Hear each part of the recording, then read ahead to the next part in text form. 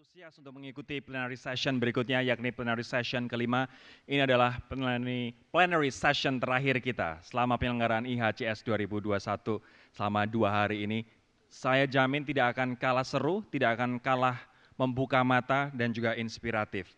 Nah, seperti yang kita ketahui, bahwa dalam 10 tahun ke depan kita akan memasuki bonus demografi di mana jumlah penduduk usia produktif akan menjadi mayoritas. Nah, sebagian besar atau bahkan seluruh penduduk usia produktif ini termasuk dalam generasi digital atau digital native, yaitu mereka yang lahir di era berkembangnya transformasi digital. Nah, pada sesi ini, Bapak M. Fajrin Rashid, Chief Digital Innovation Officer Telkom Indonesia, dan Ibu Ellen Tuwaidan, Chief People Officer Traveloka, akan membahas bagaimana memanfaatkan bonus demografi ini untuk melahirkan dan mempersiapkan pemimpin masa depan. Nah, pemimpin yang sangat melek digital yang tidak hanya sebagai pengguna teknologi tetapi bisa memanfaatkan teknologi tersebut dengan sebaik mungkin untuk membuka potensi terbesar mereka melalui sesi dengan tema Transforming Digital Talent into Strength, Building Digital Mindset in Uncertainty Era. Nah, dua narasumber ini saya ingin membacakan terlebih dahulu sedikit bio singkat soal mereka. Sebenarnya dua orang ini need no introduction karena kita sudah mengenal mereka berdua, tapi saya ingin memberikan key highlights terkait dengan sosok dua orang narasumber kita.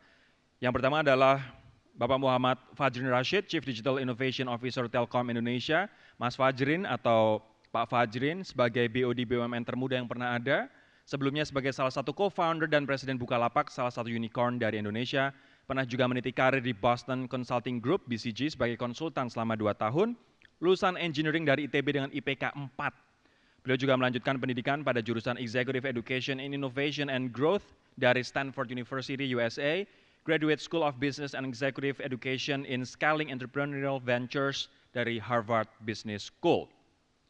Bapak Fajrin juga pernah mendapat penghargaan Satya Lancana Wira Karya dari Presiden Joko Widodo. Kita sambut bersama Bapak Fajrin Rashid.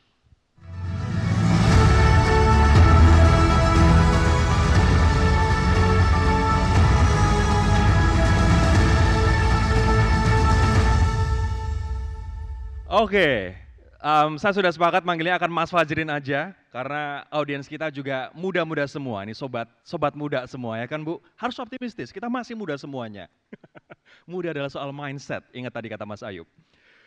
Yang kedua adalah Mbak Ellen Tuwaidan, adalah seorang Chief People Officer Traveloka, bertanggung jawab dalam merancang dan mengembangkan program untuk karyawan sejalan dengan tujuan strategis perusahaan.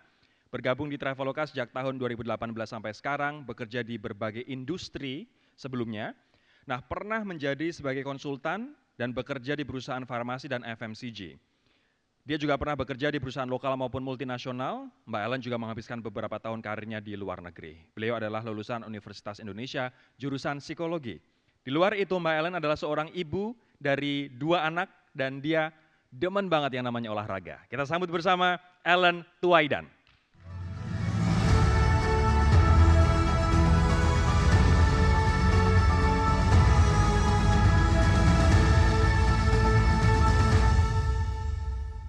Seperti pengantar yang sudah kami sebutkan tadi soal bagaimana memanfaatkan bonus demografi di tahun 2030, saya akan memberikan kesempatan terlebih dahulu kepada Mas Fajrin untuk menyampaikan pemaparan atau materinya. Silakan Mas.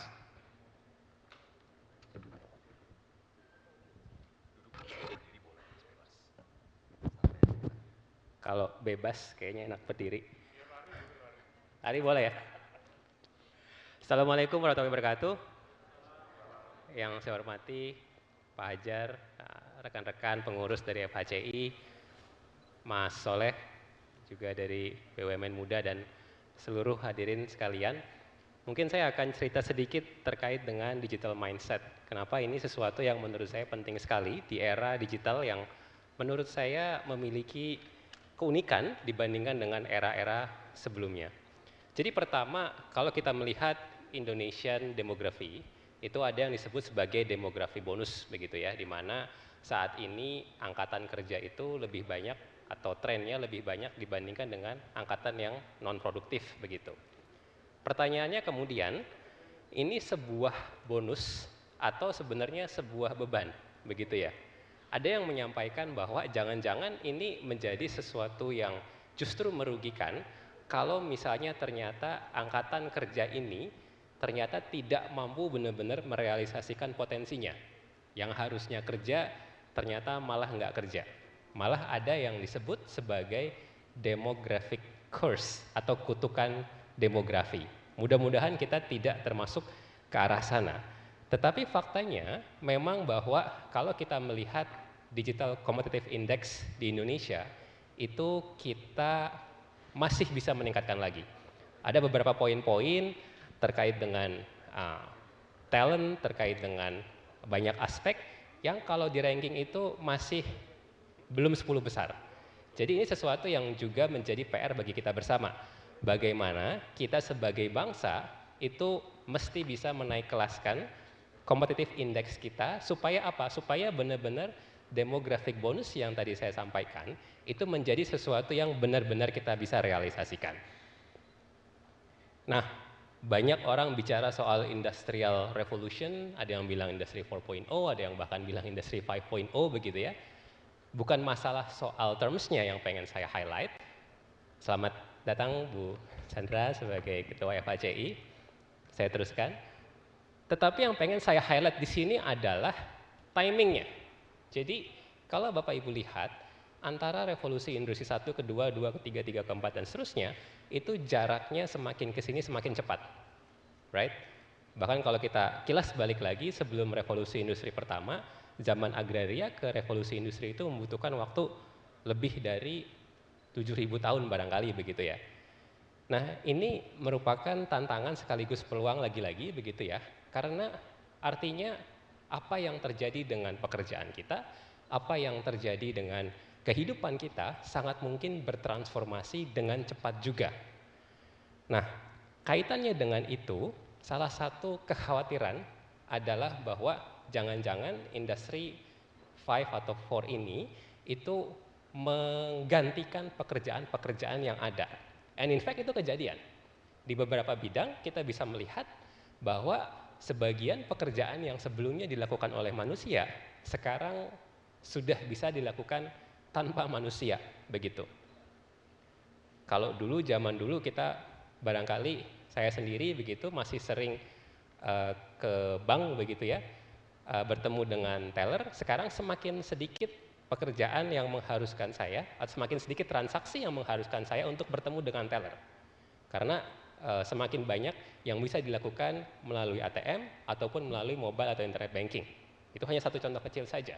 Di banyak bidang-bidang lainnya, automation itu menjadi salah satu yang memang menjadi tren. In fact, beberapa perusahaan di sini, barangkali Bapak Ibu juga sudah menjadikan automation itu sebagai salah satu memang inisiatif yang menjadi prioritas. Bagaimana kita menggunakan big data, analytics, dan lain sebagainya untuk bisa efisiensi cost, efisiensi capex, dan lain sebagainya. Efisiensi cost, efisiensi capex salah satunya tentu saja akan terkait dengan human resource atau human capital. Nah, apa yang harus kita lakukan dan ketika melihat hal ini begitu ya? Memang tidak bisa dipungkiri ada pekerjaan-pekerjaan yang hilang gara-gara revolusi industri. Tetapi yang mesti kita lihat juga ada pekerjaan-pekerjaan yang muncul juga gara-gara revolusi industri. Contoh yang mungkin paling mudah, zaman dulu sebelum ada mobil, saya bayangkan sopir delman itu demo ketika ada mobil begitu ya. Nanti pekerjaan saya hilang dong, saya nggak bisa lagi nyupir delman karena orang-orang menggunakan mobil. Berapa puluh tahun kemudian atau bahkan mungkin nggak sampai 10 tahun, kita kemudian mengetahui ada pekerjaan yang namanya sopir taksi. Jadi yang tadinya sopir delman itu hilang atau ya mungkin berkurang lah ya, masih ada.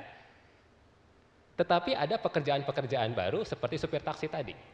Nah ini contoh-contoh pekerjaan, ada pekerjaan-pekerjaan yang hilang seperti tadi saya sampaikan kasir, teller bank dan lain sebagainya. Tapi ada pekerjaan-pekerjaan baru yang muncul, yang bahkan sebagian mungkin kita sendiri bisa jadi ada yang enggak familiar.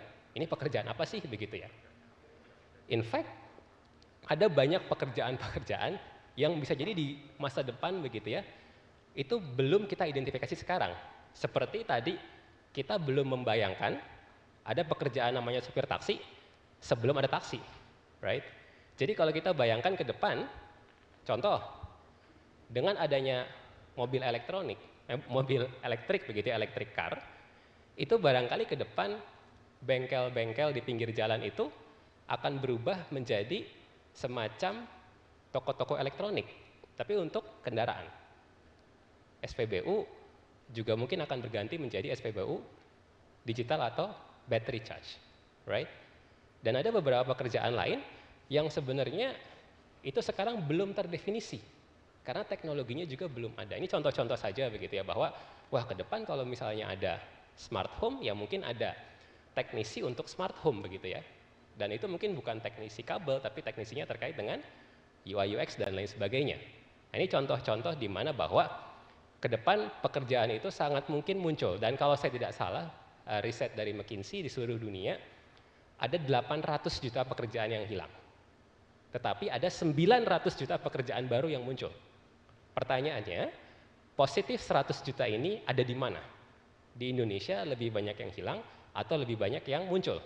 Ini menjadi tantangan karena pekerjaan yang muncul tadi most likely akan membutuhkan capability yang at least medium atau high skill, right?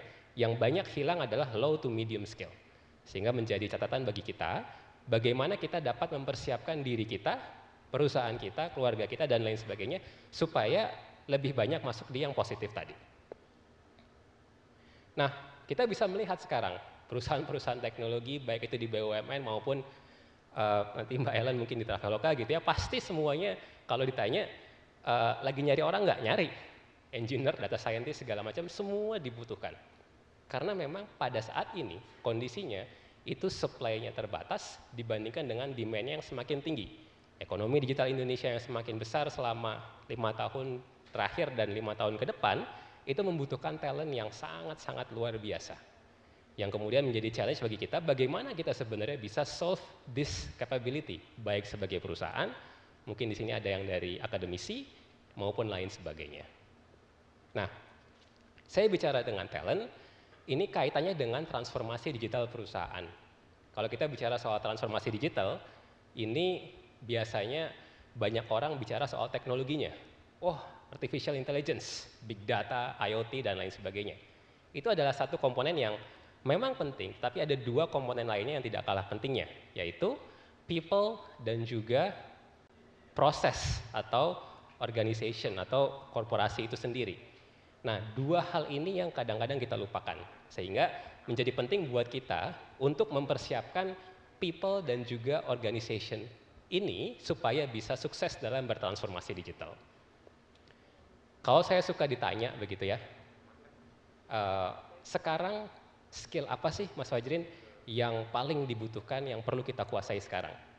Saya jawab biasanya skill yang paling penting untuk kita kuasai adalah skill untuk mau dan bisa belajar skill baru. Nah, ini sounds recursive begitu, tetapi memang demikian adanya. Saya contohkan sekitar 10 tahun lalu sebelum di Telkom, saya dengan teman-teman mendirikan Bukalapak. Pada saat itu, tahun 2010-2011, mungkin nanti Mbak Ellen juga bisa cerita, teknologi yang paling banyak digunakan pada saat itu adalah web-based application melalui browser begitu. Kenapa? Karena pada tahun 2010-2011 orang banyak menggunakan internet melalui desktop atau PC. Mobile belum banyak, belum ada Android, masih banyak menggunakan BlackBerry atau phone sebelum itu. Tapi hanya dalam beberapa tahun kemudian saya melihat pertumbuhan mobile yang sangat signifikan. Jadi kalau tahun 2010-2011, 90% lebih transaksi e-commerce terjadi melalui desktop atau PC, di tahun 2019, sekitar 8 tahun kemudian, itu kebalikannya. 90% lebih transaksi e-commerce terjadi melalui mobile, apakah itu mobile apps atau mobile site. Sehingga kalau kita bicara tahun 2010-2011, yang paling banyak dicari mungkin software engineer yang terkait dengan website begitu ya. Tahun 2019, 2020, 2021 lebih banyak yang dicari apa? Android developer, iOS developer. Karena itulah yang dibutuhkan sekarang. Nah, 8-10 tahun lagi bisa jadi teknologinya berubah lagi, right? Saya melihat beberapa negara seperti Korea atau Jepang, kulkas sudah terhubung dengan internet. Di Indonesia mungkin jarang, tapi bisa jadi dalam waktu dekat akan seperti itu juga.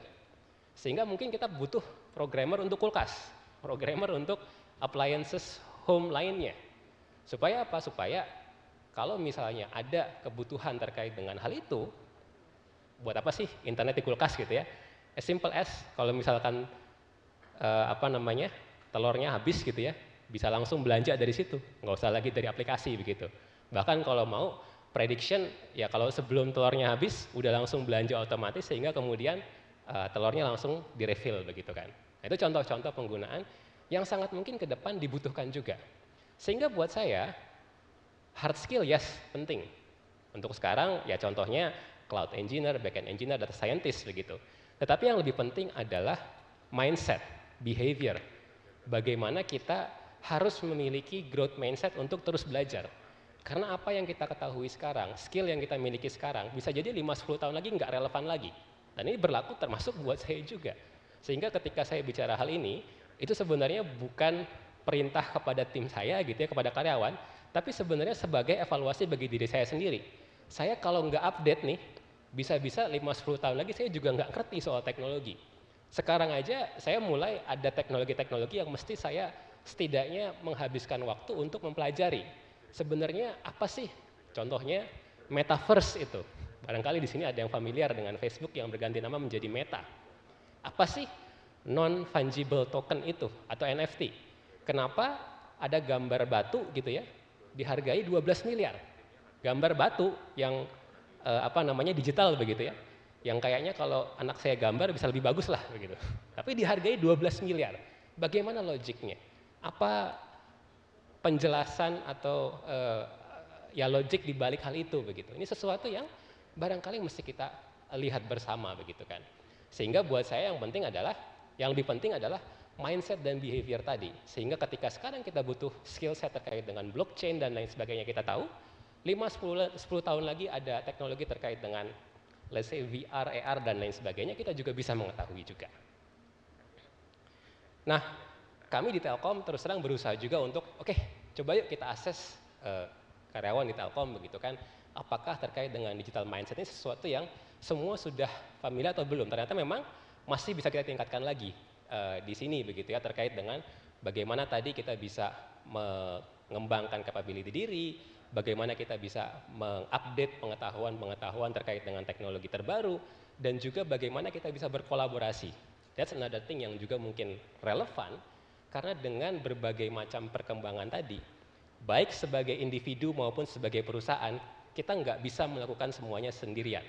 Sehingga menjadi penting buat kita untuk dalam bekerja sebagai individu di perusahaan itu bisa berkolaborasi dengan yang lain, maupun sebagai perusahaan, kita juga melihat dalam menyusun strategi perusahaan dan lain sebagainya, bagaimana kita bisa berkolaborasi dengan pihak-pihak lain supaya dapat mencapai goal perusahaan dengan lebih optimal.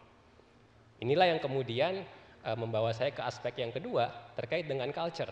Jadi tadi kita bicara soal talent, digital mindset, growth mindset, behavior yang dibutuhkan, yang mudah-mudahan kemudian ketika semua itu bisa dilakukan, membawa kepada digital culture yang dibutuhkan oleh perusahaan. Karena satu yang sering saya temui ketika kita bicara soal transformasi digital, hambatan paling besar itu ada di mana? Hasil survei membuktikan atau menyatakan bahwa ternyata paling besar itu ada di culture. Masih banyak barangkali SOP-SOP, culture-culture, aturan-aturan yang mungkin bisa kita perbaiki, bisa kita improve lagi untuk mendukung transformasi digital perusahaan. Biasanya perusahaan yang berhasil melakukan transformasi digital ini akan berpaling dari awalnya lagi begitu ya. Sebenarnya perusahaan ini punya purpose seperti apa sih dalam kehidupan atau dalam mereka mengarungi bisnis ke depannya begitu. Jadi tidak hanya individu saja yang memiliki hal ini begitu ya. Kalau kita melihat contohnya Google. Google itu punya purpose yang menurut saya sangat kena begitu. Yaitu ingin mengorganize seluruh informasi di dunia dan membuatnya accessible. Sehingga ketika kita mencari sebuah kata-kata di Google Search muncul, mencari sebuah video di YouTube muncul dan sebagainya. Itu dituangkan dalam purpose mereka dan menjadi strategi yang terus dimiliki ketika mereka menyusun strategi dan turunan-turunan lainnya di perusahaan mereka. Kami di Telkom memiliki purpose, meskipun ini sesuatu yang kami terus juga perkenalkan dan komunikasikan baik kepada internal maupun eksternal. Karena ini mungkin sesuatu yang belum terlalu atau masih ada beberapa pihak yang even di internal Telkom begitu ya, belum melihat hal ini.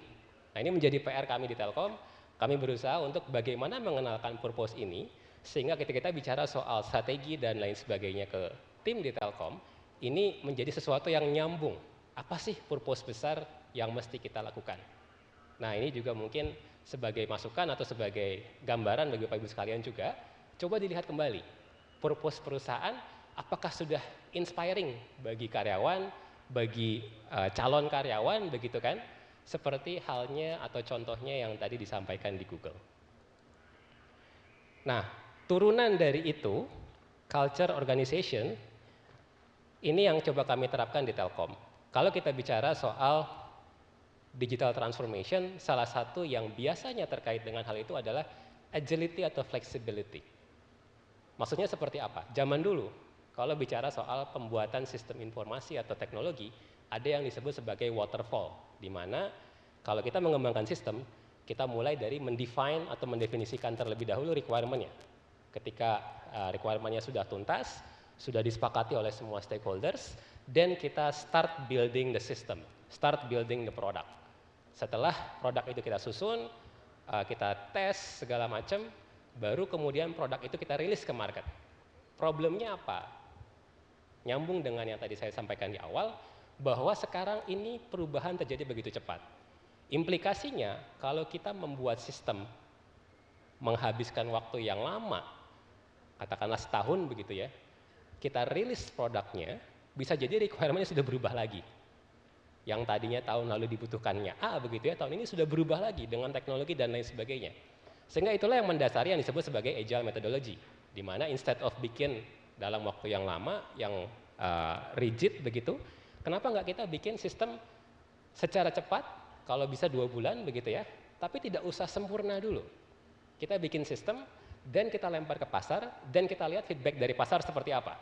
Sehingga ketika ada masukan-masukan dari pasar, kita kemudian improve lagi, iterasi lagi sistem tersebut, supaya lebih baik lagi. By the end of the third or fourth iterations, dalam waktu setahun, sistem tersebut sudah mampu menghasilkan output yang lebih baik, lebih dekat dengan kebutuhan pada saat itu. Itulah yang disebut sebagai agile methodology. Nah, kemudian implementasinya dalam membuat struktur organisasi, kami juga mencoba untuk membuat struktur yang agile, di mana di Direktorat Digital di tempat saya, itu ada yang disebut sebagai tribes. Tribe ini adalah sebuah struktur yang dibentuk secara agile. Maksudnya gimana agile ini? Kita tidak perlu membuat peraturan direksi baru setiap pembentukan tribe baru, misalnya seperti itu. Cukup dilakukan sebuah meeting oleh komite begitu ya, ada direktur yang terkait, misalkan saya dengan 2-3 direksi lain bahwa oke, kita perlu nih masuk ke bisnis A misalnya begitu ya. Yuk kita bikin tribe terkait dengan A ini. Contohnya apa? Contohnya beberapa bulan terakhir ini kami membantu teman-teman Kementerian Kesehatan untuk mengembangkan aplikasi Peduli Lindungi. Sehingga ketika ada kebutuhan ini, kami mengembangkan tribe terkait dengan Peduli Lindungi. Tahun depan, misalnya atau mudah-mudahan pandemi sudah berlalu begitu ya, aplikasi Peduli Lindungi sudah stabil misalnya, bisa jadi tribe ini kita bubarkan saja. Orang-orangnya gimana? Orang-orangnya kita bisa alihkan ke tribe yang lain yang mungkin lebih diperlukan pada saat itu. Nah, ini contoh bagaimana penerapan agile organization. Di dalam tribe ini ada apa? Kalau misalkan dilihat, ini dibuat secara matriks, di mana masing-masing tribe itu terdiri dari beberapa squad. Masing-masing squad itu seperti mini CEO, mini startup pada umumnya. Jadi satu startup terdiri dari fungsi-fungsi yang itu lintas functionals. Contohnya di sini ada developers, ada data scientists, engineers, product managers, dan semacamnya. Jadi seolah-olah masing-masing squad ini seperti mini startups, di mana ada fungsi-fungsi yang berbeda-beda di dalam satu squad, tetapi mereka semua berinteraksi, bekerja sama untuk mengembangkan satu fitur atau produk. Nah, functional ini yang kemudian dapat saling sharing knowledge satu sama lain. Nah, again tadi kalau misalkan ada kebutuhan, oke, kita alihkan tim dari squad A atau dari tribe A ke tim di tribe B atau squad B. Nah, agile ini bermakna apa? Ketika ada perubahan tribe dan squad tadi, itu bisa kita lakukan secara cepat tanpa perlu mengubah peraturan organisasi dan lain sebagainya. Cukup kita adakan komite investasi begitu ya, atau meeting antara para pejabat terkait untuk memutuskan hal ini. Nah, kami juga tahu bahwa yang namanya innovation itu bisa datang dari mana saja.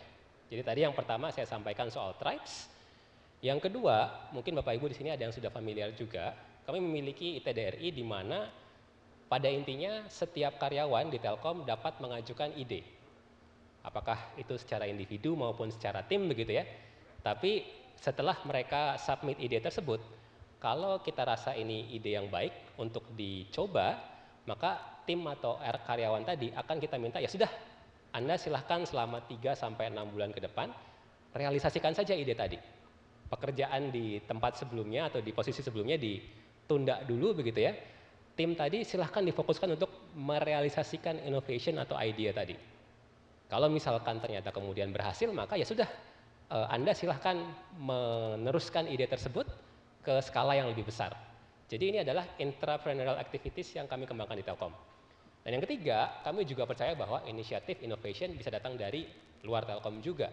Kami memiliki beberapa program seperti Indigo, di mana ini adalah incubator atau accelerator untuk startup-startup kecil, dan juga MDI, di mana ini adalah sebuah visi untuk kita bisa mensupport startup-startup yang membutuhkan pendanaan untuk skala yang lebih lanjut. Kira-kira demikian dari saya. Setelah ini nanti mungkin saya persilakan kalau ada tanya jawab. Terima kasih. Wassalamualaikum warahmatullahi wabarakatuh. Waalaikumsalam warahmatullahi wabarakatuh. Mas Fajrin, terima kasih. Ada beberapa hal yang bisa kita petik dari tadi presentasi Mas Fajrin yang eye-opening sekali.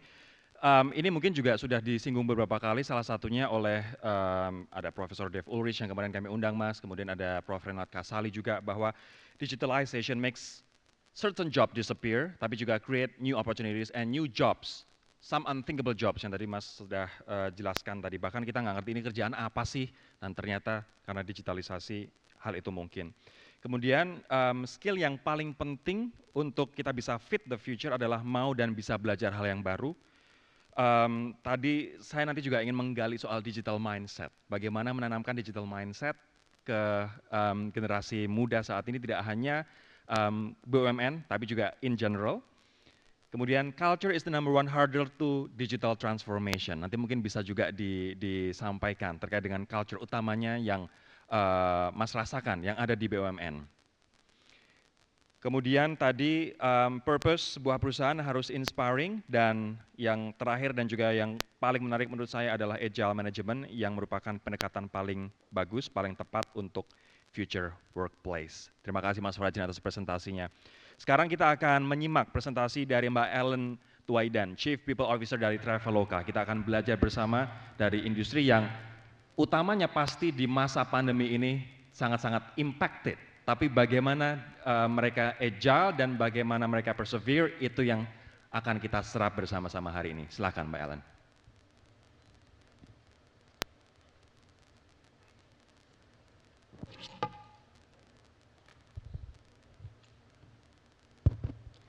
Oke, selamat sore Bapak dan Ibu sekalian yang saya hormati, para panelis dan hadirin di sini, dan juga rekan-rekan yang ikut join webinar virtual. Jadi mungkin pertama-tama saya mau menyampaikan dulu, mencurahkan perasaan saya. Jadi saya merasa bangga sekali bisa ikut sharing di sini, sharing kepada Bapak dan Ibu sekalian tentang apa yang kita lakukan di organisasi yang barangkali tadi seperti Mas Rory katakan, mungkin organisasi yang dalam waktu yang baru saja memang terimbas, mungkin yang paling banyak terimbas dengan situasi pandemi.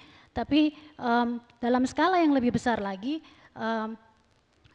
saya akan coba sharing juga apa yang sebenarnya kita lakukan di dalam organisasi yang memang basisnya adalah digital. Gitu. Jadi ini yang saya coba sharingkan. Jadi saya di dalam paparan saya tidak akan banyak teori atau sesuatu yang baru mungkin untuk Bapak dan Ibu, tapi lebih kepada sharing pengalaman, sharing insights dari yang saya alami bersama dengan organisasi, bersama dengan Traveloka. Oke, mungkin saya akan mulai dulu dengan organisasi kami. Jadi di Traveloka mungkin seperti Bapak dan Ibu tahu, memang organisasi yang mayoritas talent force-nya bisa dikatakan sebagai native digital. Native digital dalam arti memang mungkin sejak usia mereka sangat-sangat dini, mereka sudah sangat fasih, sangat dekat dengan apa yang disebut sebagai teknologi. Teknologi selalu menjadi bagian dari kehidupan mereka, baik di rumah, di sekolah, di kantor, atau dimanapun mereka berada. Jadi ini sudah menjadi bagian yang built-in di dalam masing-masing talent force kami. Memang kalau kita lihat secara usia pun rata-rata usia talent force di tempat kami relatif muda. Jadi angka rata-rata usia itu adalah di 28 tahun. Itu yang ada di organisasi kami, organisasi yang totalnya lebih dari 1.800 employee. Nah, dengan organisasi yang talent force-nya bisa dikatakan sebagai native digital, mungkin yang dengan cepat kita asumsikan adalah, oh kalau ini sudah native digital berarti mestinya tidak terlalu banyak lagi nih challenge-nya. Mestinya company-company yang memiliki model seperti ini harusnya sudah lebih aman, sudah lebih sedikit challenge-nya dan sudah lebih di depan. Tapi pada kenyataannya tidak semudah yang kita kira. Mengelola talent force dengan spesifikasi native digital juga memerlukan sedikit strategi, siasat dan pendekatan yang juga berbeda, sehingga apa yang sudah menjadi modal, kita katakan sebagai modal, itu juga bisa kita transformasikan menjadi sebuah kekuatan. Jadi how do we build this digital mindset ini menjadi sebuah kekuatan untuk organisasi itu sendiri. Dan ini mungkin kalau kita kembali lagi, kalau kita aplikasikan ke dalam skala yang lebih besar, itu akan sangat, saya rasa akan sangat aplikatif dengan poin yang akan kita bahas. Bagaimana kemudian kita memanfaatkan demographic bonus menjadi sebuah kekuatan untuk bangsa kita. Nah, mungkin ini saya akan sharing dari skop yang kecil dulu dari organisasi kami, dan mungkin akan lebih enak kemudian kita diskusi banyak tentang bagaimana kita scale up pendekatan ini yang sekiranya cocok untuk memang membangun generasi muda kita, karena kita akan dapat apa yang disebut sebagai demographic bonus ini. Nah, yang pertama mungkin akan saya sampaikan adalah digital mindset yang tadi juga Mas Fajrin juga sudah bahas sedikit mengenai digital mindset. Kalau dilihat dari namanya ini ada digital, ada mindset gitu ya. Digital mungkin akan dengan cepat kita asosiasikan dengan teknologi. Mindset tentu saja berhubungan dengan orang, human. Nah, kalau dilihat mengenai digital mindset sendiri, ada yang mengatakan bahwa digital mindset is more about people rather than the technology itself. Yang saya sendiri pribadi saya sangat menyetujui. Jadi saya mengamini statement ini. Kenapa saya mengamini statement ini?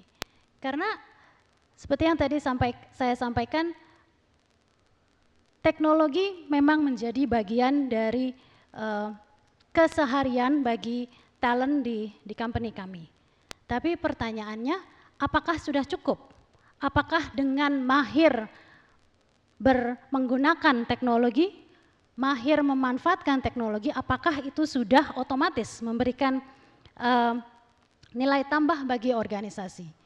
Jadi digital mindset tidak sama dengan digital savvy. Digital savvy berarti sangat mahir dengan segala hal yang berkaitan dengan teknologi. Tapi digital mindset merupakan sebuah perilaku di mana a set of attitude or behavior di mana orang itu akan secara continue, akan konsisten melihat segala kemungkinan-kemungkinan dan bertanya sejauh mana teknologi itu kemudian bisa dimasukkan untuk menjadikan kemungkinan-kemungkinan tersebut sebagai suatu kenyataan. Jadi bagaimana kemudian mengekstrak teknologi itu menjadi sesuatu yang sifatnya valuable. Jadi bukan hanya bisa mengerjakan, karena tidak cukup hanya bisa mengerjakan, tetapi kemudian bisa untuk menjadi apa. Jadi itu yang seringkali menjadi titik fokus dari organisasi kami, karena memang kalau bisa kayaknya semua bisa gitu ya, dengan tadi digital native semuanya bisa, tapi sejauh mana kita bawa itu menjadi sebuah strength bagi organisasi, itu yang saya kira ada seninya sendiri. Ya. Nah, kalau kita lihat dari literatur, memang ada banyak sekali literatur yang mengatakan, oh kalau orang punya digital mindset ini cirinya ada 1, 2, 3, dan 4. Saya kira ada banyak sekali dan itu semuanya betul. Digital mindset itu memang dicirikan dengan banyak tingkah laku. Tapi mungkin yang saya coba sharekan di sini, ini lebih berdasarkan pengalaman serta berdasarkan insights yang saya miliki. Di dalam organisasi, talent force yang memiliki digital mindset itu yang pertama memiliki karakteristik atau memiliki preferensi dan percaya kepada apa yang disebut sebagai the power of how. Kalau kita melihat sebuah problem, kita melihat sebuah kesempatan, dua kata tanya yang paling sering kita sampaikan adalah what, apa, dan why, kenapa. Itu ada apa sih? Itu kenapa ya? Kok mau membandingkan harga flight 1 sama flight 2 susah amat, mesti dibuka, ditutup, terakhir hilang gitu kira-kira. Kenapa ya? Kok di sini nggak ada? Semuanya mengenai what and why. What and why barangkali juga kalau kita juga pasti pernah juga cukup akrab dengan teori. Oke, kalau kita mau tahu root cause ini harus 5 why. Y1, Y2, Y3, Y4, Y5. Nah, the what and the why akan membawa kita kepada root cause yang merupakan sebuah titik awal yang sangat penting. Jadi ini adalah titik awal kita menemukan possibilities. Tapi yang selalu mesti kita ingat adalah the what and the why mungkin tidak akan membawa kita ke sebuah solusi. Karena kita akan menemukan apa sih masalahnya, kenapa ada masalah itu. Tapi yang membawa kita kepada solusi dan membawa kita progressing lebih kepada how. Jadi ini yang kita selalu coba biasanya di dalam organisasi, kita selalu tanyakan how. Bagaimana caranya ya supaya kalau kita membandingkan ini bisa lebih cepat. Bagaimana caranya ya kalau kita mau melakukan X. Bagaimana nih kalau mau melakukan Y misalnya. Jadi the power of how itu yang saya pikir adalah salah satu ciri yang penting dalam apa yang disebut sebagai digital mindset, the power of how. Karena the power of how itu yang kemudian akan membawa kita ke sebuah solusi yang membawa kita maju. Dan ini memang sebenarnya yang juga kami lakukan di organisasi kami di Traveloka. Jadi kalau Bapak dan Ibu lihat memang kita adalah the lifestyle super app, started dengan travel tapi kemudian sudah merambah ke berbagai macam area, ke dalam berbagai macam area lifestyle super app karena dimulai dari situ. Bagaimana ya? Coba bagaimana kalau kita pastikan supaya orang itu membayarnya lebih mudah. Setelah kita lakukan dengan pay later misalnya, kemudian kita punya pertanyaan bagaimana yang lainnya. Nah, ini yang mungkin akan berkaitan dengan poin kedua yang saya tuliskan di situ sebagai what's next. Nah, yang kita coba bangun di dalam organisasi adalah untuk tidak pernah berhenti melihat setiap opportunity yang ada. Begitu sebuah permasalahan itu selesai, pertanyaan berikutnya adalah what's next? Kalau sudah bisa membantu consumer untuk mendapatkan pengalaman pembayaran yang lebih nyaman, pembayaran untuk tiket misalnya, pembayaran untuk hotel, pertanyaannya adalah what's next? Apakah metode yang sama juga bisa dipakai untuk produk yang lain misalnya? Apakah memang ini sudah the ultimate convenience atau masih ada lagi yang lain yang sebenarnya harus kita lakukan? Jadi melihat segala sesuatu sebagai opportunity, sebagai sebuah kesempatan. What's next? Dan ini yang kita coba lakukan, kita coba tanamkan di organisasi. Tidak mudah karena itu akan membuat organisasi ini mungkin mengalami nggak ada restnya, nggak ada istirahatnya. Setelah selesai, what's next, what's next, what's next gitu. Jadi kita selalu bercanda nih kalau di kantor mungkin ini kayak lari maraton gitu ya, tapi sprint atau sprint tapi jaraknya maraton gitu. Jadi ya terus deh begitu deh. Sprint udah nyampe, udah selesai ya, belum, ada lagi yang lain, ada lagi yang lain. Tapi ini yang kemudian saya kira justru menjadi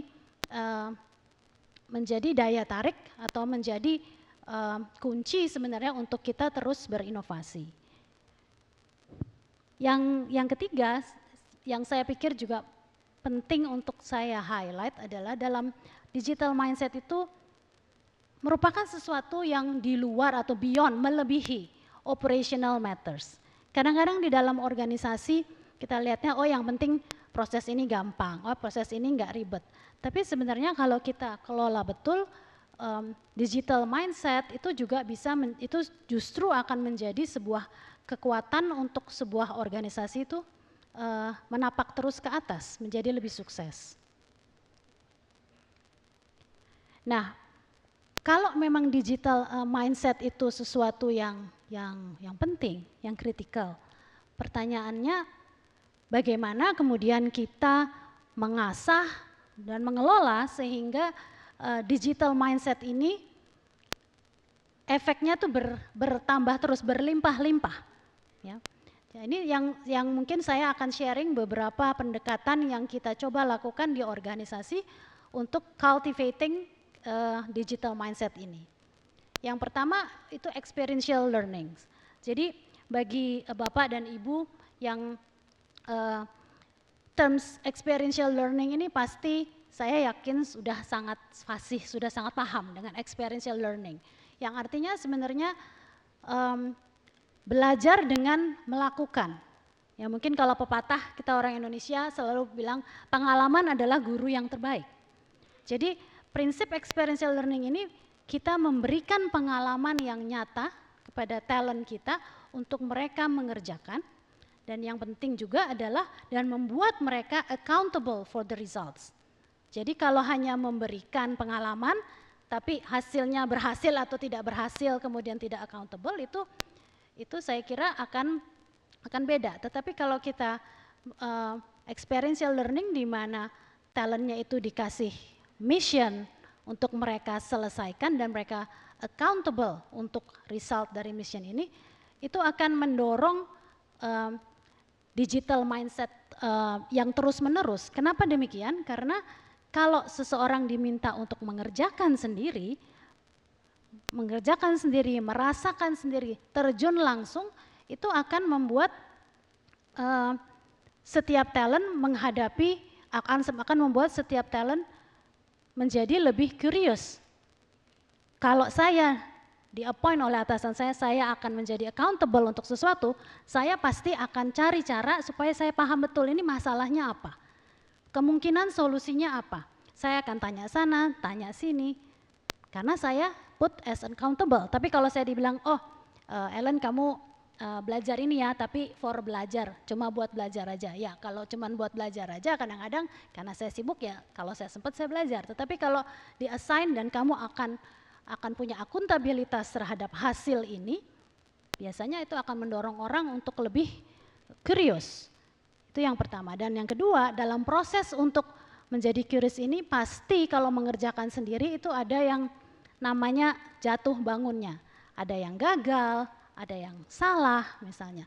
Karena ada gagal, ada salah, itu membuat talent-talent ini menjadi lebih adaptable. Yang tadi Mas Fajrin katakan adaptability, flexibility itu yang kemudian mengasah talent kita untuk selalu bisa menerima whatever coming di tempatnya.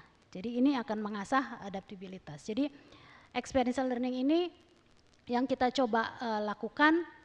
Jadi di dalam organisasi hampir semua orang pasti punya mission on top of apa yang menjadi tugas dan tanggung jawab utamanya. Kadang-kadang missionnya ini barangkali justru mission yang barangkali di luar domain yang dimiliki. Karena kita mau setiap orang belajar untuk melihat opportunity, belajar untuk menangkap kesempatan. Jadi biasanya kita berikan. Satu hal juga mungkin yang saya mau garis bawahi dengan experiential learning ini, ada satu elemen dari experiential learning yang juga penting, yaitu yang kita sebut sebagai reflection. Jadi setelah kita melakukan sebuah mission misalnya, bagaimana kemudian kita merefleksikan apa sih key takeaways-nya, apa sih yang sudah dilakukan betul, apa sih yang mesti dilakukan dengan lebih baik. Ini yang kita sebut sebagai reflections. Jadi di dalam organisasi kegiatan yang namanya postmortem itu, postmortem activity merupakan sebuah kegiatan yang sudah menjadi standar proses kita. Nah, yang kedua yang juga saya mungkin bisa share sedikit adalah apa yang disebut sebagai collaborative leadership. Di mana setiap collaborative leadership artinya itu sebuah praktek di mana sebuah isu, sebuah problem itu kemudian diberikan kepada sekelompok orang, di mana sekelompok orang ini biasanya mewakili fungsi-fungsi yang berbeda, dan mereka kemudian ditugaskan untuk mencari solusi terhadap masalah ini. Dan collaborative leadership ini akan menempatkan para talenta kita untuk mengambil keputusan. Jadi intinya adalah bukan hanya untuk berdiskusi, tapi kepada mereka untuk mengambil keputusan. Kenapa ini kita anggap sebagai cara yang bisa mengcultivate digital mindset? Karena dengan mengumpulkan orang-orang dari berbagai macam tim yang berbeda, kita akan mengekspos talent kita kepada situasi di mana satu masalah sebenarnya bisa dilihat dari berbagai macam sisi. Satu masalah bisa menjadi opportunity dari angle-angle yang berbeda. Jadi ini yang biasanya selalu kita lakukan, collaborative leadership. Tentu saja untuk collaborative leadership ini biasanya juga ada mentornya yang akan selalu membimbing. Nah, collaborative leadership ini di mana orang-orang akan diminta untuk secara bersama-sama melihat sebuah masalah, kemudian juga akan membuat orang itu menemui berbagai informasi yang barangkali baru untuk mereka, bahkan bukan cuma baru, barangkali justru kontradiktif dengan apa yang mereka yakini. Nah, ini yang membuat talent itu menjadi lebih terbiasa untuk menghadapi sebuah perubahan yang sifatnya mungkin disruptif. Jadi kita membiasakan sedikit demi sedikit untuk talent melihat dari sisi yang mungkin sama sekali beda atau sama sekali tidak pernah terpikirkan sebelumnya. Ya, jadi ini yang beberapa hal yang kita lakukan di dalam organisasi untuk mencoba mengcultivate a digital mindset. Di samping itu sebenarnya dengan collaborative leadership kita promoting diversity, karena diverse mindset itu biasanya akan menghasilkan apa yang kita sebut sebagai inovasi. Jadi seringkali inovasi-inovasi yang ditampilkan oleh Traveloka itu justru datang dari grup-grup yang mix, datang dari grup-grup yang beda-beda functionnya, beda-beda levelnya. Jadi ini sebenarnya yang menjadi, karena ini akan merefleksikan user kita yang memang juga berbeda-beda. Jadi itu mungkin yang sedikit yang bisa saya sampaikan dari pengalaman-pengalaman mengelola talent yang dikatakan sebagai native digital, talent-talent yang memang yang digitally savvy. Jadi tantangannya lebih sedikit mungkin beda, tapi pada intinya adalah bagaimana kemudian kita menggunakan apa advantages yang kita punya ini menjadi sebuah kekuatan. Ya. Jadi saya kira itu saja dari saya. Terima kasih, dengan senang hati kalau ada pertanyaan untuk tahu lebih dalam lagi mengenai prakteknya. Terima kasih. Terima kasih Mbak Ellen. Boleh kita applause yang mulia untuk Mbak Ellen. Digital mindset is more about people than just technology. Dan tadi Mbak Ellen juga menjelaskan bahwa what and why itu penting, tapi itu hanya akan berkutat pada kita tahu root cause-nya, tapi nggak akan bawa kita ke solusi dan juga progressing. Diperlukan the power of how dan juga the what's next mentality. Dan kemudian ini juga menarik sekali, inovasi lahir dari diverse mindset. Dan saya yakin pasti Traveloka adalah salah satu perusahaan yang saat ini dituntut untuk terus berinovasi karena situasinya seperti ini. Nanti saya akan tanya ke Mas Fajrin terlebih dahulu. Tadi ternyata digital mindset sudah sangat dijelaskan dengan rigid Mas Fajrin oleh Mbak Ellen. Nah pertanyaannya, apakah kita sebenarnya sudah towards that direction? Ataukah masih jauh banget nih kita untuk punya digital mindset khususnya dari teman-teman di BUMN, Mas? Ya, saya pikir kalau ditanya we are progressing, tetapi masih banyak PR yang mesti kita selesaikan. Menurut saya seperti itu. Contoh tadi terkait dengan culture begitu yang tadi mungkin Mas sempat singgung juga begitu. Kadang-kadang kalau kita bicara soal BUMN atau perusahaan besar pada umumnya lah ya, karena mungkin tidak hanya di BUMN saja, itu kita bicara soal birokrasi, right? Satu yang biasanya disampaikan terkait dengan perusahaan besar ini adalah birokrasi yang ribet dan lain sebagainya begitu kan. Nah, yang mesti kita lakukan kalau menurut saya adalah dalam hal membuat aktivitas-aktivitas, birokrasi itu sesuatu yang memang diperlukan. Tetapi sebenarnya ketika kita berbicara soal transformasi digital, untuk setiap SOP, aturan dan lain sebagainya, yang penting sebenarnya adalah balik lagi tadi mungkin what dan why-nya sih. Kalau kita bicara soal misalnya ini salah satu contoh yang baru-baru ini saya lakukan di Telkom begitu ya. Dulu ketika sebelum di Telkom, ketika saya di startup, kalau saya mau hire orang, ya saya hire aja langsung. Saya cari orang kira-kira yang kandidatnya yang sesuai begitu ya. Paling saya diskusikan dengan direktur HCM-nya untuk urusan salary dan juga apa namanya psikotes dan lain sebagainya. Dulu gampang. Birokrasinya nggak Birokrasinya simple. Nah, juga BUMN pada umumnya atau perusahaan besar pada umumnya, saya mau hire orang, ternyata butuh proposal. Jadi saya perlu menyampaikan proposal kepada direktur HCM. Kenapa saya perlu hire orang gitu ya. Nyampaikan proposal itu tentu butuh waktu, butuh tektokan bolak-balik, karena pasti akan di-challenge begitu ya. Kenapa butuh orang ini, budgetnya dan lain sebagainya gitu-gitu kan. Saya awalnya mikir, oke, memang aturannya seperti itu. Kalau kita mau hire orang ya butuh ada kejelasan terkait dengan teknis dan lain sebagainya. Cuma terus saya sampaikan, Mas, Mbak, mau nyari orang tuh susah loh. Saya nyari orangnya aja gitu. Apalagi untuk posisi senior engineer dan lain sebagainya, itu butuh waktu. Jadi saya minta, bisa nggak sih tim tim yang mulai cari orang dulu deh. Yang penting apa? Yang penting ya sebelum orangnya sign kontrak sama kita, proposalnya sudah jadi. Oke. Right? Daripada kita finalize dulu proposalnya sebulan. Dia keburu lari, Mas. Betul. Karena setelah itu baru mulai nyari orang, ya another 1-2 bulan lagi.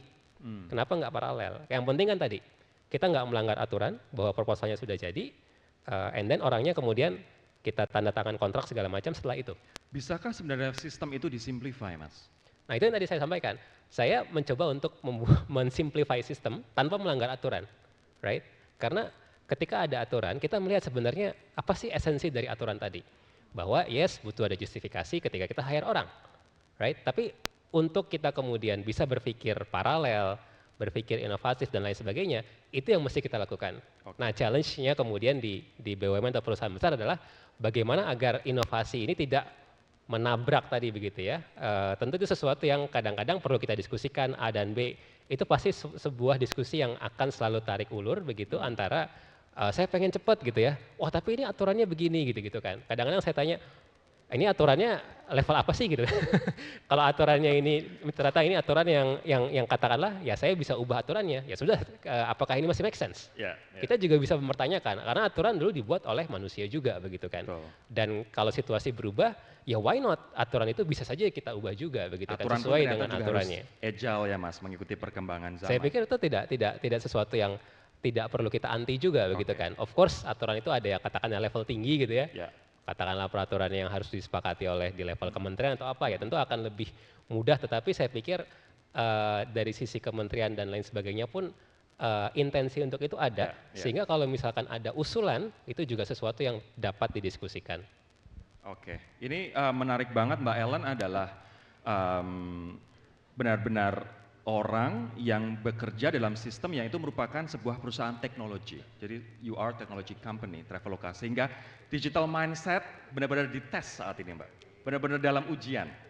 Di saat tentu saja ini adalah industri yang salah satu paling terdampak karena pandemi. Dan digital mindset diperlukan untuk foresee the future. Oke, there is light at the end of the tunnel setelah munculnya vaksin Mbak. Tapi yang menjadi pertanyaan, inovasi kayak apa? Pembaruan kayak apa di Traveloka yang akhirnya membuat kalian survive secara bisnis? Iya, betul sekali Mas. Jadi memang pandemi ini yang datang tiba-tiba gitu ya, dan dengan magnitude yang besar memang menjadi sebuah hal yang benar-benar untuk industri kami, untuk organisasi kami, sebuah hal yang sebenarnya membawa, to some extent membawa berkah juga. Kenapa? Karena situasi yang sangat berbeda itu menimbulkan terjadinya pergeseran perilaku dari konsumer kita. Nah, sebagai perusahaan yang memang akan serve customer, ini membuat kita kemudian bertanya, oke, dengan pergeseran perilaku atau perilaku konsumer kita, apa yang harus kita lakukan berbeda? Inovasi apa yang harus kita lakukan sehingga kita bisa tetap memberikan kontribusi kepada consumer kita yang sekarang kebutuhannya berbeda. Hasilnya apa dari perubahan strategi itu, berinovasi itu Mbak? Kita ada beberapa hal. Jadi misalnya yang paling jelas terlihat adalah kalau dulu sebelum pandemi, kalau kita bicara experience, pergi tour misalnya, itu semuanya kan physical. Sekarang kita sudah mulai dengan yang namanya online tour, jadi virtual tour. Terus kalau dulu kita check in, mungkin check in hanya bisa check in online untuk pesawat. Tapi sekarang kemudian kita juga bisa lakukan check in even dengan hotel. Itu kita bisa lakukan supaya apa? Meminimalisir interaksi yang barangkali beresiko terhadap penyebaran penyakit itu sendiri. Sekarang bahkan juga bisa untuk service pengantaran makanan, food delivery. Sangat bisa, karena ternyata di dalam dunia yang kemudian terkena imbas dari COVID ini, satu hal yang kita amati tidak berubah adalah setiap orang tetap senang makan gitu ya, tetap senang makan. Dan ini adalah sebuah kebutuhan. Kadang-kadang makan tidak lagi menjadi sebuah kebutuhan, tapi sudah menjadi lifestyle. Dan sebagai leading lifestyle super app, needs ini yang kemudian kita tangkap. Oke, yang menjadi pertanyaan saya selanjutnya adalah business travel runtuh karena pandemi, dan akhirnya teman-teman Traveloka berinovasi dengan alternatif bisnis. Sudah bisa nutup belum kerugian yang diakibatkan oleh pandemi ke your core business, yakni travel Mbak? Sudah bisa nutup belum ini? Jadi di kita kalau kita lihat dari bisnisnya sendiri memang ada impact-nya. Tapi dengan beberapa pendekatan-pendekatan yang kita lakukan, itu kita sekarang melihat trennya itu cukup menjanjikan. Jadi trennya sudah cukup menjanjikan untuk kita, saya kira we are ready, dan sebagai organisasi kita juga menjadi lebih kuat. Ya, jadi sama kan kalau ada pepatahnya, bukan pepatah ya, lagu mungkin ya, something that doesn't kill you will make you stronger gitu. Jadi ini yang juga kita pakai. Jadi kita melihat kita sudah lebih tahu mana di aspek pariwisata yang lebih kita bisa mainkan levernya, mana yang barangkali kita harus tahan dulu. Jadi kita punya strategi yang baru dan lebih, saya kira lebih relevan dengan situasi sekarang. Jadi ini the real implementation of the power of how dan juga what's next yang dipraktekkan oleh Traveloka. Boleh dong kita beri aplaus ya Maria untuk Mbak Ellen dan juga timnya. Ini saya yakin menavigasi bisnis di masa seperti sekarang adalah hal yang tidak mudah, apalagi untuk yang rely on tourism dan juga travel. Saya kembali ke Mas Fajrin. Mas, dengan posisi Indonesia tadi kita sebenarnya membahas soal bonus demografi, apakah itu adalah bonus atau curse. Nah, dengan posisi kita saat ini, oke, digital economic capital di ASEAN, kemudian penetrasi e-commerce, penetrasi orang ke dalam bank, orang menggunakan super apps itu juga sudah mulai semakin banyak. Apakah ledakan demografi nanti sebenarnya akan lebih jadi curse atau bonus sih buat Indonesia, Mas? Actually, that depends on us here right now. Jadi memang ini adalah persimpangannya. Dalam 10-15 tahun ke depan yang tadi saya katakan, dengan semakin banyaknya automation, dengan semakin banyaknya perkembangan teknologi, apa yang akan terjadi itu sangat bergantung dari apa yang akan kita lakukan sekarang. Apakah kita dapat membina talent-talent sehingga tadi masuk ke dalam yang lebih banyak positifnya atau sebaliknya. Salah satu survei dari McKinsey atau mana saya agak lupa begitu ya, menyebutkan bahwa Indonesia membutuhkan kurang lebih sebesar 9 juta digital talent dalam 15 tahun ke depan begitu ya. Ini adalah jumlah yang sangat-sangat besar yang pasti harus dipenuhi. Pertanyaannya akan dipenuhi oleh siapa? Apakah oleh talenta Indonesia semua atau barangkali talenta-talenta dari luar negeri, right? Saya terus terang di perusahaan saya sebelumnya juga beberapa hire akhirnya foreigner begitu. Mungkin di Traveloka juga ada. Kenapa? Karena memang kebutuhan talentnya ada di situ dan tidak bisa dipenuhi dari dalam negeri. Nah, tentu kita harapkan kita hire talent asing ini, kemudian apa? Kemudian dia dapat mereplicate skill-skill yang dibutuhkan kepada orang-orang lokal di Indonesia.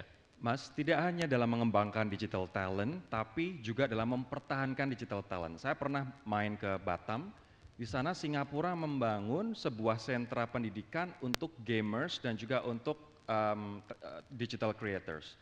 Dan yang paling ditakutkan adalah setelah orang-orang Indonesia ini sekolah di situ ya akan dibawa ke Singapura gitu.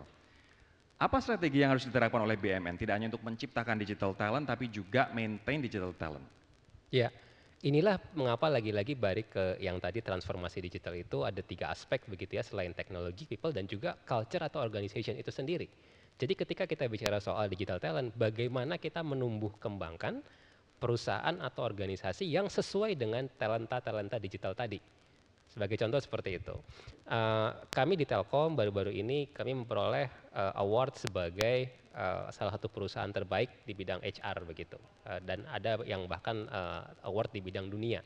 Wow. Namun satu sisi ini tentu kami syukuri begitu ya. Di sisi lain kami juga self evaluation. Apakah award ini itu berlaku terhadap people in general saja atau juga terkait dengan people atau talenta-talenta digital. Nah, terus terang hasil assessment initial awal kami, yes mungkin Telkom dianggap sebagai BUMN atau perusahaan yang cukup baik di mata kebanyakan orang, tetapi belum terlalu dalam di bidang talenta digital. Contohnya di award yang tadi begitu ya, Telkom itu ada di ranking sekian saya lupa begitu ya, tapi di atasnya Tesla. Nah, saya terus terang bertanya-tanya begitu ya, kalau saya fresh graduate gitu ya, terus saya dapat offer misalnya gitu ya, katakanlah salary-nya sama, di Telkom atau Tesla gitu ya, saya bakal masuk mana ya gitu kan. Kayaknya kok nggak Telkom, terus mohon maaf gitu kan, kayaknya saya akan memilih di Tesla begitu kan. Nah ini adalah evaluasi bagi kami juga begitu kan di Telkom dan mungkin BUMN dan perusahaan Indonesia lainnya begitu kan, bagaimana supaya kita ini bisa mengattract mereka ini. Saya baru-baru ini juga sempat nanya ke teman-teman di ITB begitu ya, kira-kira kalau top talentsnya itu kemana sih begitu ya. Kita bicara soal top talent artinya mereka yang paling jago coding begitu ya. Salah satunya adalah ke Mbak Ellen nih gitu kan, teman-teman unicorns atau perusahaan-perusahaan teknologi Indonesia. Tapi selain itu ternyata banyak yang lari ke perusahaan asing tadi, Betul. ke Meta atau dulunya Facebook gitu ya, ke Google dan lain-lain di Singapura dan lain sebagainya. Apalagi dengan situasi WFH seperti sekarang, di mana banyak di antara mereka yang kemudian ya sudah kerja di Indonesia saja, tapi dengan salary dari salary yang setara dengan Singapura atau US. Itu kan sangat-sangat luar biasa begitu ya. Nah, sehingga memang ini bisa menjadi concern bagi kita begitu ya, supaya kalau bisa kita bisa meng-attract mereka-mereka ini begitu kan. Dan jangan salah, tidak hanya talent saja, tetapi bahkan bisnisnya. Maksudnya seperti apa? 5-10 tahun lalu gitu ya, kalau yang bicara soal startup founder di Indonesia, itu 100% orang Indonesia. Baru-baru ini 1-2 tahun terakhir saya melihat tren startup Indonesia, foundernya bukan orang Indonesia. Ya. Ada yang dari India, ada yang dari mana, karena mereka apa? Mereka punya pengalaman tadi, terus mereka lihat, wah di India misalnya sudah ada startup A gitu ya, di Indonesia kayaknya belum, ya udah saya bikin startup di Indonesia begitu. Tentu ini sesuatu yang tidak bisa kita larang juga begitu ya, itu sesuatu yang bagus juga, ada orang bikin startup di sini menciptakan lapangan kerja, tapi kan kalau bisa dibikin oleh orang Indonesia kenapa enggak gitu ya. Jadi bagaimana kita menumbuh kembangkan tidak hanya talent tapi juga situasi supaya talent-talent digital tadi itu bisa berkreasi baik itu masuk perusahaan atau membuat startup atau perusahaan mereka sendiri di Indonesia, itu sesuatu yang menjadi PR bagi kita bersama. Terima kasih Mas Fajrin. Mbak Ellen sendiri melihat 2030 dengan kondisi kita seperti ini, mungkin mentality kita yang tadi dikatakan progressing, we're getting there, ledakan demografi apakah akan jadi bonus atau curse, Mbak? Kalau saya lihatnya bonus. Kenapa? Karena at least orangnya sudah ada. At least orangnya sudah ada, hanya tinggal apakah kita bisa memanfaatkan ini atau tidak. Akan berbeda, menurut saya akan jadi curse kalau memang tidak ada. Tapi kalau sudah ada, ini kembali lagi, memberikan kesempatan, opportunity, possibility untuk kita semua mengadres. Tapi kalau possibility-nya saja tidak ada, itu yang menurut saya curse. Jadi ini kembali lagi, kalau saya pribadi dan our organization lihat ini sebagai sebuah bonus, opportunity, possibility gitu. Yang tergantung lagi kepada kita, seberapa efektif kita membuat infrastruktur, ya mungkin yang akan kerjasama juga antara pemerintah dengan industri untuk membuat bonus ini menjadi sesuatu yang benar-benar memberikan hasil. Oke. Ada pandangan yang mengatakan bahwa swasta sudah pasti jauh lebih efektif dan efisien jika dibandingkan dengan BUMN. Saya kok kurang setuju bahwa itu digeneralisir ke semua BUMN, karena ternyata pasti banyak BUMN yang unit kerjanya agile. Tadi saya ngobrol dengan salah satu pembicara, Butina masih ada di sini, yang beliau adalah direktur HR dan juga legal untuk PT Semen Indonesia, dan juga beliau juga merupakan salah satu presiden komisioner untuk packaging ya Bu, packaging semen. Dan ternyata di saat permintaan semen turun drastis, perusahaan packaging semen itu harus mencari inovasi new market dan harus mengubah packagingnya dijual ke pihak lain, tidak selalu melulu perusahaan semen untuk survive.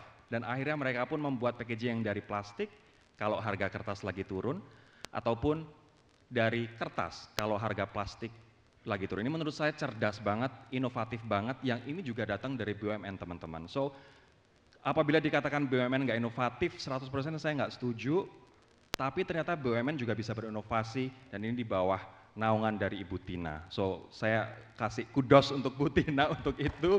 Dan ini pun juga menjadi pemacu buat kita semua teman-teman bahwa yes we can.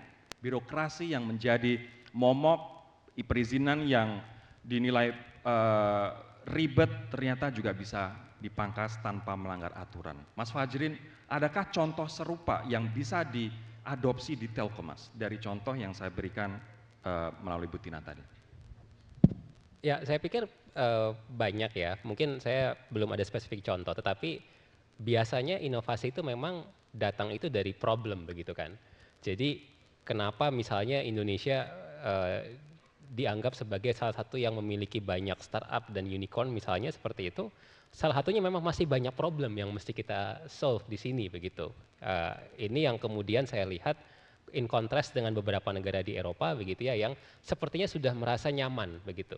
Sehingga banyak startup-startup itu yang dibuat di sana di Eropa itu yang lebih ke tersier, sesuatu yang sifatnya advance begitu ya, terkait dengan kira-kira riset ke depan dan lain sebagainya. Sedangkan di Indonesia ini masih banyak isu-isu yang sifatnya primer dan sekunder begitu. Nah, balik ke yang tadi, BUMN memang by definition ada aturan dan lain sebagainya begitu ya. Satu sisi ini berpotensi memang menjadi salah satu yang mungkin menjadi penghambat, tetapi di sisi lain ini yang juga barangkali bisa menjadi salah satu isu yang kemudian bisa di-solve melalui innovation tadi. Right, yang tadi saya sampaikan bagaimana dengan constraint-constraint yang ada, yuk kita melahirkan inovasi-inovasi supaya kita dapat kemudian bertransformasi. Dan tadi Bu Tina sebagai salah satu contoh yang menurut saya sangat luar biasa sekali begitu, yang mungkin bisa ditiru oleh BUMN-BUMN lain. Bu Ellen mungkin ada komentar Bu terkait dengan inovasi yang dilakukan, kira-kira apa yang Traveloka bisa infuse sebagai sektor swasta soal agility itu untuk teman-teman khususnya yang ada di BUMN Bu? Jadi kami sangat terbuka untuk sharing pengalaman gitu ya. Jadi karena saya meyakini bahwa pada dasarnya setiap orang itu sebenarnya punya keinginan untuk membuat segala sesuatu itu lebih baik. Tapi kadang-kadang mungkin yang susah tuh mulainya tuh gimana gitu ya, langkah-langkah awalnya seperti apa. Untuk kami sendiri, kami sangat membuka kalau akan sharing sessions dan lain-lain supaya lebih bisa, kira-kira kan lebih mudah untuk mencontoh gitu ya daripada create sendiri, tapi lebih mudah untuk mencontoh. Ini yang saya kira juga kita bisa saling sharing antara mungkin dalam hal ini startup, kami mewakili startup dengan BUMN. Jadi saya kira gitu Mas. Oke, saya akan membuka kesempatan untuk bertanya, sobat muda. Baik, Mas yang berbaju biru boleh. Ada satu lagi yang ingin bertanya? Bapak Ibu, teman-teman, sobat muda. Baik, Ibu yang berbaju hitam. Mungkin Mas dulu, silakan Mas. Nama, dari mana, ke siapa? Cek. Assalamualaikum warahmatullahi wabarakatuh. Selamat sore Bapak Ibu semuanya, pemateri-pemateri yang luar biasa. Perkenalkan, nama saya Rio dari Kimia Farma. Mungkin saya sebelumnya berterima kasih kepada FHCI dan juga tim yang terlibat yang telah membuat acara yang luar biasa ini selama 2 hari dengan narasumber yang sangat luar biasa juga gitu. Seperti yang kita ketahui Bapak dan Ibu, ini pertanyaan mungkin untuk Bapak dan Ibu, bahwa kalau teknologi itu masih bisa kita beli, kalau fasilitas ataupun bangunan masih bisa kita beli gitu. Tapi hal yang terpenting adalah terkait dengan SDM, terutama yang pada generasi sekarang adalah millennials ataupun generasi zillennials. Dan itu bagi saya pribadi merupakan aset yang sangat vital seperti itu. Nah, berbicara hal itu mungkin di sini saya sebagai perwakilan dari milenial kali ya Bapak Ibu gitu. Mungkin value apa kira-kira yang bisa kita titipkan kepada para millennials ini ataupun zillennials yang demografinya cukup banyak di sini, agar bisa mengolah atau mengcultivating digital mindset tadi, dan bagaimana cara Bapak dari Telkom dan juga dari Ibu tadi dari Traveloka untuk menyamakan diverse-nya mindset tadi sehingga kita benar-benar nanti bisa mencapai satu tujuan yang itu berimpact kepada perusahaan ataupun kepada BUMN mungkin ataupun Indonesia secara umumnya, bahkan di tengah pandemi seperti ini. Mungkin itu saja. Terima kasih, selamat sore. Selamat sore, terima kasih. Mungkin kita akan jawab terlebih dahulu langsung, mumpung masih hangat, silakan Mas Fajrin. Baik, sebenarnya saya menjawab sebagai milenial juga ya. Jadi kalau menurut saya, mungkin saya boleh menjembatani antara milenial dengan mungkin beberapa leadership yang lebih senior begitu ya saya menyebutnya. Kalau kita bicara soal anggapan yang biasanya banyak diamanatkan atau disampaikan kepada milenial atau generasi Z begitu ya, biasanya apa? Salah satunya adalah ini kok kayak susah diatur ya gitu. Milenial Gen Z ini susah diatur, kalau dibilang kemana-mana segala macam gitu-gitu. Kenapa sih gitu kan? Nah, kalau kemudian saya melihat dari sisi milenial, sebenarnya bukan susah diatur, tapi karena milenial ini pengen punya independensi lebih begitu ya. Jadi bagaimana sih sebenarnya kita bisa berkreasi, bagaimana kita bisa mengaktualisasikan diri begitu ya. Kenapa? Karena dengan sosial media dan lain sebagainya ini, kita banyak terekspos dengan teman-teman yang lain yang seolah-olah memiliki banyak sekali pencapaian-pencapaian. Ini yang disebut sebagai exaggerated era gitu ya, di mana sosmed itu menjadikan wah teman saya sudah begini, teman saya sudah begini gitu. Padahal sebenarnya kenyataannya nggak segitu juga gitu kan. Nah, kaitannya dengan itu, tips dari saya begitu ya adalah dengan apa sih sebenarnya, ini tipsnya jadi dua-duanya nih, baik buat leaders maupun buat teman-teman milenial tim begitu ya.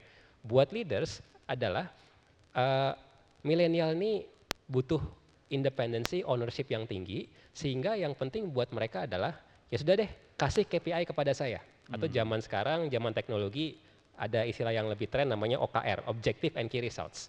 Kasih saya pekerjaan, tapi Anda nggak usah ngasih tahu saya kebanyakan gimana caranya. Yang penting Anda kasih target. Caranya biar saya aja. Caranya biar saya yang ini.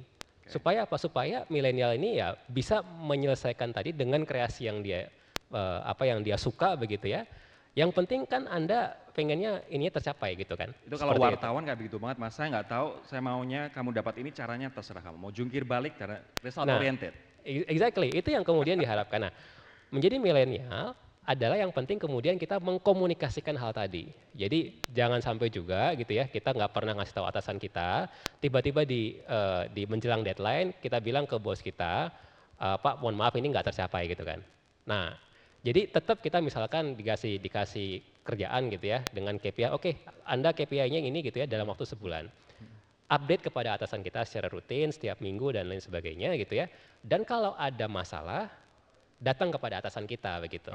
Jadi atasan kita tadi, balik lagi saya masukkan sebagai leaders gitu ya, berikan kebebasan tetapi harus siap sebagai mentor untuk membantu kalau misalkan tim kita mengalami kesulitan. Nah mudah-mudahan dengan menjembatani dua hal ini bisa sedikit mengurangi gap perception antara leaders yang lebih senior dengan teman-teman milenial.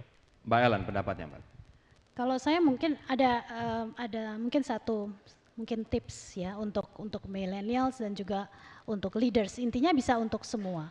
Jadi seperti yang tadi Mas Fajri katakan, memang millennials punya cara sendiri untuk memahami dunia, mencari informasi lewat sosial media dan lain-lain.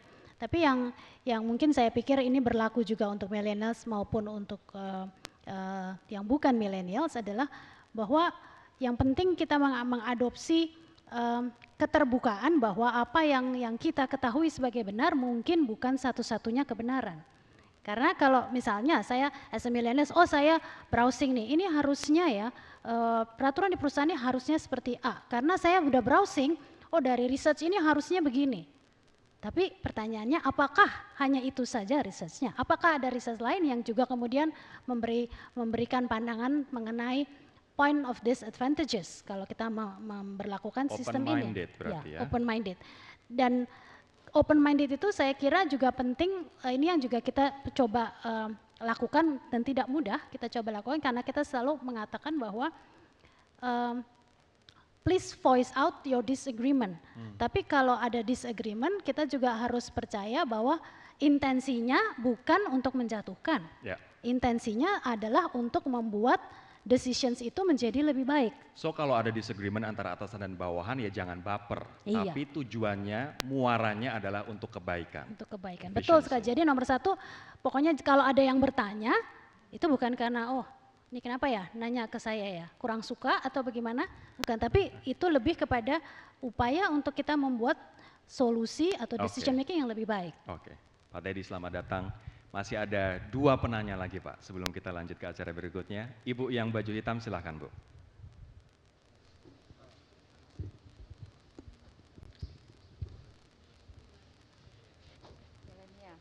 Ya baik, selamat sore. Kalau tadi yang tanya banyaknya milenial, saya selenial yang memastikan jalannya milenial dalam konteks digital talent. Tadi Mas Fajrin menyampaikan bahwa untuk transformasi digital itu tentunya tidak hanya mindset, tapi ada sistem, kemudian juga organisasi. Sebelumnya saya Lucy dari Surveyor Indonesia. Yang menarik tadi disampaikan juga adanya agile management. Ya, agile management yang kemudian organisasinya dirubah juga dengan organisasi matrik. Ini menarik sekali karena kebetulan kami pun sedang melakukan itu.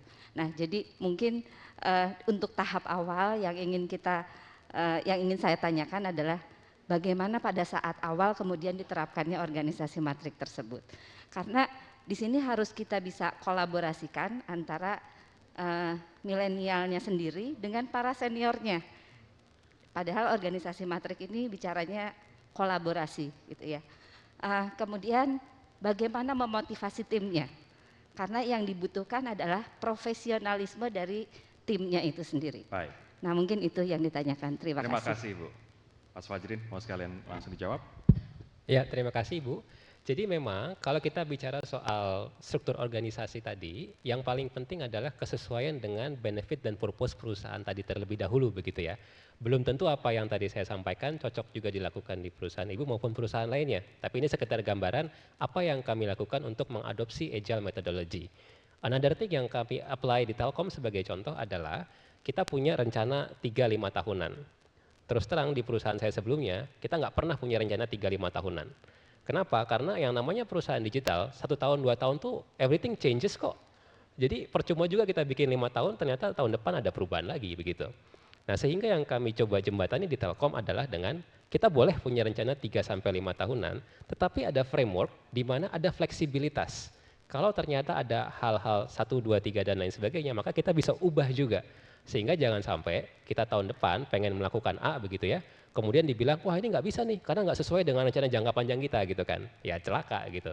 Nah ini yang kemudian dapat diimplementasi juga atau sebagai gambaran begitu ya terkait dengan kurang lebih planning jangka panjang. Terkait dengan organisasi menurut saya salah satu yang kemudian kami sekarang sedang implementasi atau sedang pikirkan juga adalah terkait dengan OKR tadi.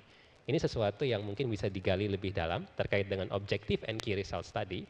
Karena ini pada intinya kalau kita bicara soal digital ataupun aktivitas besar tadi, yang penting adalah ketercapaiannya tadi. How itu kita bisa diskusikan, ataupun what in terms of structure.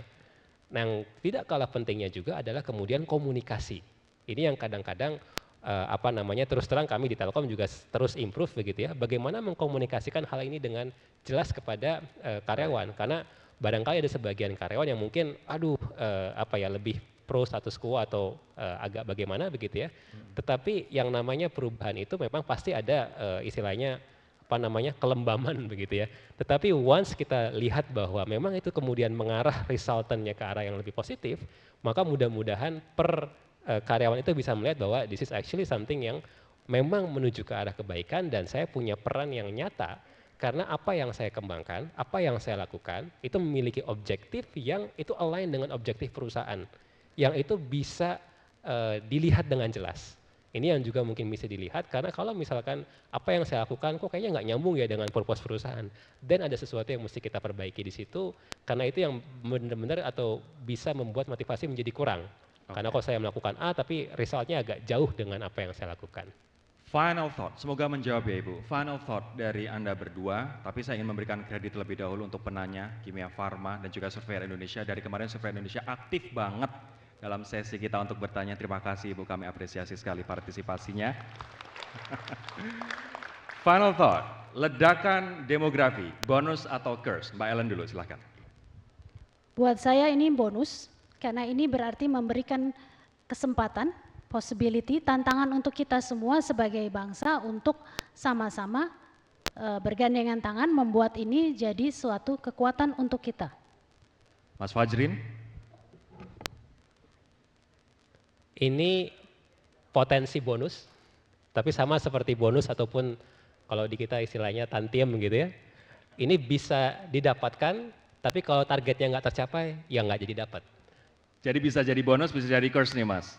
Bisa jadi curse kalau kita tidak berhati-hati dalam memanfaatkannya. Oke, aplaus yang meriah dong untuk Mbak Ellen dan juga Mas Fajrin. Terima kasih sekali atas pemaparan dan juga diskusi yang sangat lively dan juga tentunya inspiratif. Terima kasih sekali lagi kepada Mas dan juga Mbak.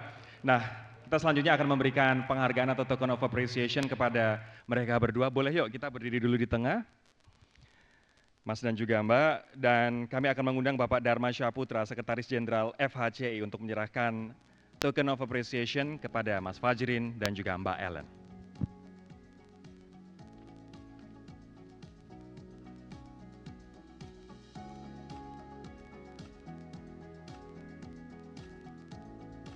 Kita belajar soal agility, kita belajar soal digital mindset yang tidak hanya teknologi tapi lebih pada orangnya, talentnya. Dan dari Mbak Ellen kita pun belajar gimana pokoknya bisa inovasi terus agar bisnis bisa survive. Dan kita tahu travel merupakan salah satu yang paling terdampak, pokoknya bisa survive, gimana inovasinya. Terima kasih semua teman-teman, boleh kita foto terlebih dahulu.